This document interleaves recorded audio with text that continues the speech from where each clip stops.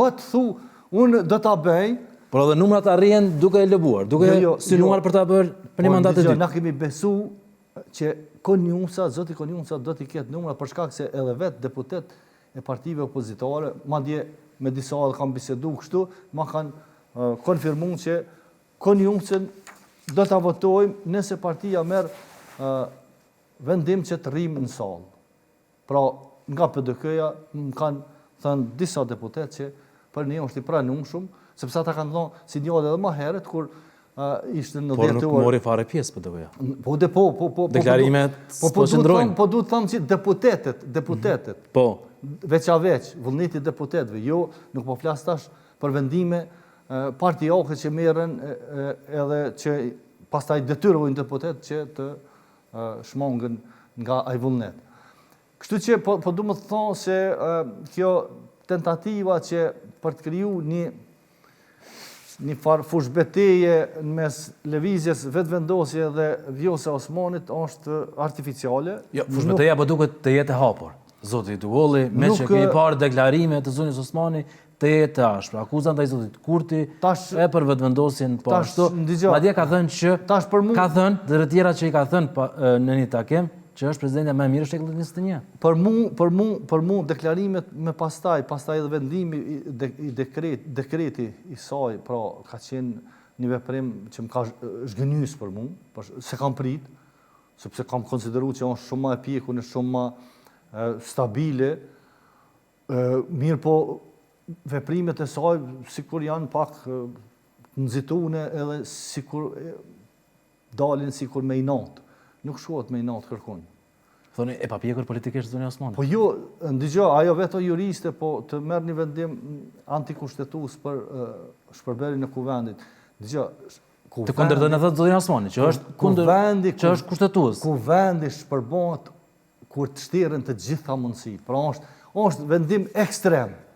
Kur të gjitha mundësit shtiren për të arë të një rezultat, atëherë shpërbohet. Po asni tentativ për të kalu kë ngërç nuk u konsumu dhe me njëherë dekreti për mu shpërbohet kuvendi. Po sa të dëllëm për zjedhe, me njëherë mu shpërbohet kuvendi.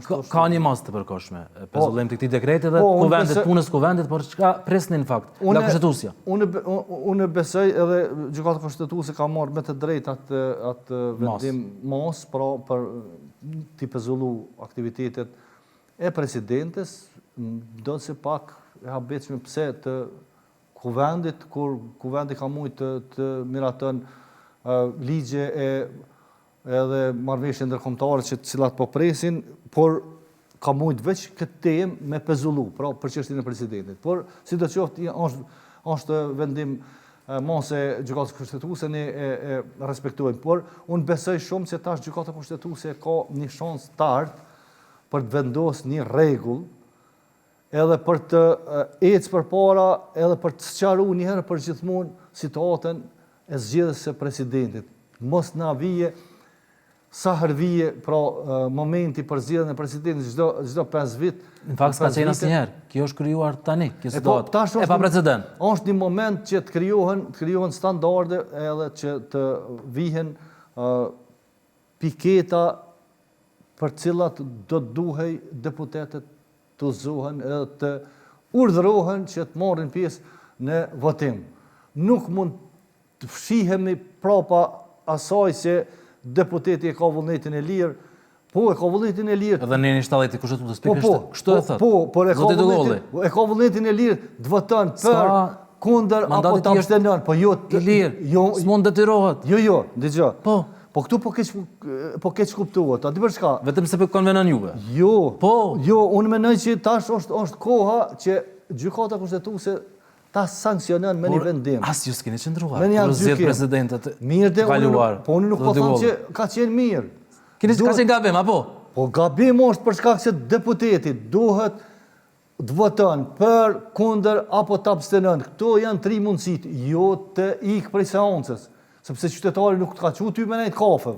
Sikur juve. Të ka dërgu, atëherë. Po të ka dërgu në kuvend ti me përfaqësu, për, kundër apo abstenim. Këto janë 3 mundësit. Dhe këto 3 mundësi, unë menoj që Gjykata kushtetuese duhet të rikonfirmon me një akt gjykim edhe sankcionues. Pra nuk mund sillet deputeti sikurse një qytetar i thjesht, pra sa dën shkon, sa ti teket nuk shkon në seancë.